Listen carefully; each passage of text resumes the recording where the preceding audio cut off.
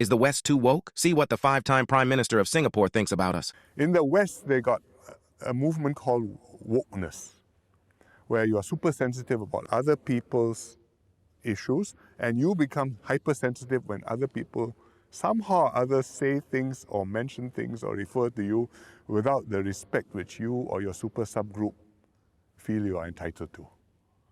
And it leads to very extreme attitudes and social norms, particularly in some academic institutions, universities. You talk about safe spaces, you talk about appropriate pronouns, you talk about I'm about to say something which may be offensive to you. If you don't want to hear it, perhaps you'd like to leave now. And life becomes very burdensome, and I don't think we want to go in that direction. It does not make us a more resilient, cohesive society with a strong sense of solidarity. We must be more robust.